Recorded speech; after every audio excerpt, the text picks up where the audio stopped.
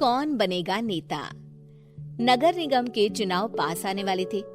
पूरे कानपुर शहर में टिकट को लेकर मारामारी शुरू थी, लेकिन सबसे ज्यादा चर्चा में वार्ड नंबर 40 की सीट थी। वो इसलिए क्योंकि इस बार वहां की सीट महिला के लिए आरक्षित थी। अब सवाल ये था कि चुनाव लड़ेगा कौन। इससे पहले ठाकुर साहब वहां से पार्षद थे और इस बार उन्होंने अपनी पत्नी सीमा ठाकुर को टिकट दिलवाई और ठाकुर साहब की शान के कारण सीमा जी ने 20,000 वोटों से चुनाव जीत लिया। अरे बधाई हो सीमा भाभी, अब तो आप वार्ड की पार्षद बन गई हैं। अब तो हमारे काम आप ही करवाएंगी। अरे ये तो सिर्फ नाम की पार्षद बनी है, वो तो महिला सीट आ गई, वरना पार्षद तो मुझे ही बनना था। अब भले ही चेहरा इसका होगा, लेकिन पावर तो मेरी ही होगी। अरे वाह भाई साहब, क्या दिमाग लगाया है आपने भी। आइए आप लोग, खाना लगा दिया है सबके लिए। सीमा जी पार्षद बन चुकी थी, फिर भी उनकी एक ना चलती। सारे काम ठाकुर साहब खुद ही संभाल लेते और जहाँ जरूरत पड़ती वहाँ सीमा जी का अंगूठा लगवा लेते। सीमा जी ज्यादा पढ़ी लिखी भी नहीं थी। एक दिन ठाकुर साहब और सीमा एक प्रोग्राम में जाते हैं। अरे ठाकुर साहब, आप आ गए। ओहो, पार्षद मैडम भी आ गई है। स्वागत है आप दोनों का। लगता है हमारे पार्षद फंड का सही इस्तेमाल हो रहा है। चलिए अब उद्घाटन करते हैं। ये लीजिए ठाकुर साहब कैची, आप ही सबसे पहले प्रवेश कीजिए। सब लोग आगे निकल जाते हैं और सीमा जी पार्षद होने के बावजूद भी पीछे खड़ी रह जाती हैं। वो देखती हैं कि वेलकम बोर्ड पर उनका नाम है, लेकिन महिला होने के कारण कोई उनका सम्मान नहीं कर रहा।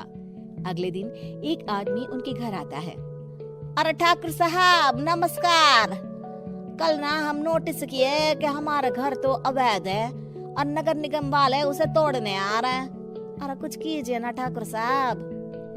देखो भाई, मैं तो ज्यादा कुछ कर नहीं सकता, पर अगर तुम सबकी जेब गर्म कर दो तो कुछ हो सकता है। कुल मिलाकर 4 लाख लगेंगे।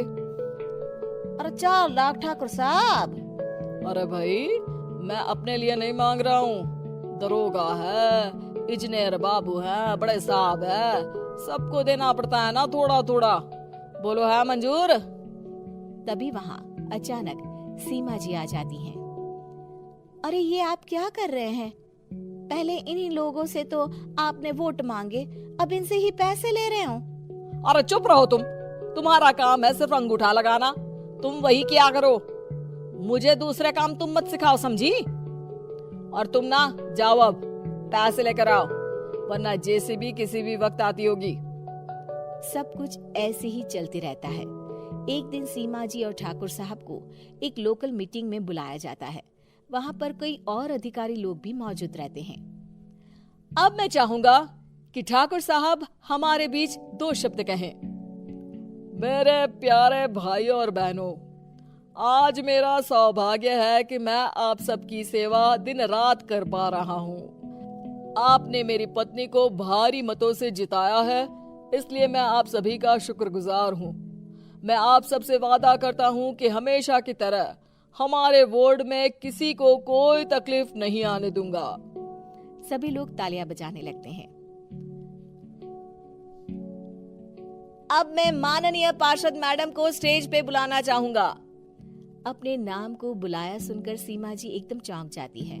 उन्हें बिल्कुल उम्मीद नहीं थी कि इतनी बड़ी जगह उन्हें मंच पर बुलाया जाएगा।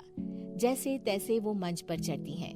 ऊपर जाते ही सीमा जी को सारी पुरानी बातें याद आ जाती हैं कि किस तरह उनके पति उन्हें कभी भी आगे बढ़ने नहीं देते और उनके नाम से गलत काम करते हैं।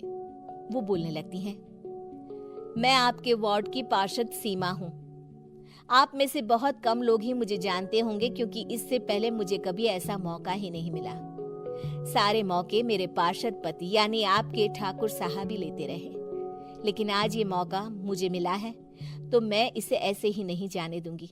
मैं आपको ये बताना चाहती हूँ कि आपके ठाकुर साहब मेरे नाम की आड़ में गैर कानूनी काम करते हैं, जिस पर अंगूठों के निशान मेरे होते थे। इसीलिए मैं अपनी गलती मानती हूँ और आज अपने पद से इस्तीफा देती हूँ, ताकि आगे से कोई गलत काम ना हो पाए। अब फैसला आप सबके हाथ में है कि आप हमें क्या सजा देना चाहते हैं। सीमा जी की बातें सुनकर ठाकुर साहब के चेहरे का रंग उड़ जाता है और वो शर्म से मुंह नीचा करके वहां से चले जाते हैं और पद से इस्तीफा देकर ही सही सीमा जी अपने आप में आत्मविश्वास महसूस करती हैं।